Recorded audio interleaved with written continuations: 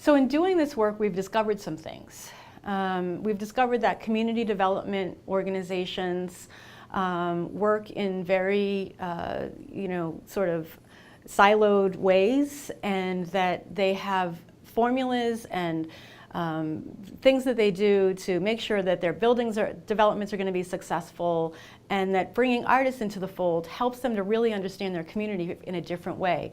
They fundamentally understand their communities already, but bringing artists in open up doors to things that they wouldn't have necessarily uncovered or unfolded, so that people in those neighborhoods are actually becoming more part of the sort of visioning and the ideas that are being generated by the community development organization to sort of work with the community to build a better place.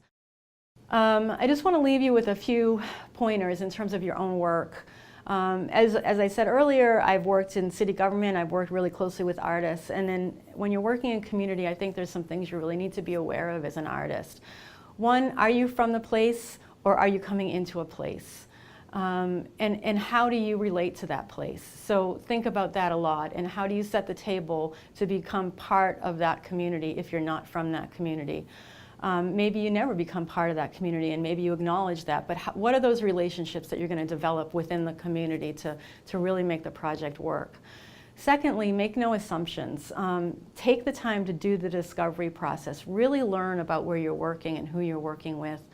Really learn about what you bring to the table, sort of identify what you can actually bring to the table, and then as you're developing partnerships, ask directly what they can bring to the table.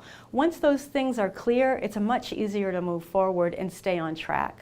And then thirdly, really, your vision is incredibly important, but the residents co-designing the project with you can be an incredibly powerful way to work. So make room for that and really engage people in the work that you're doing. And through that process and through all those different things, I think that your project will become stronger, and you will develop as an artist in ways that you never imagined.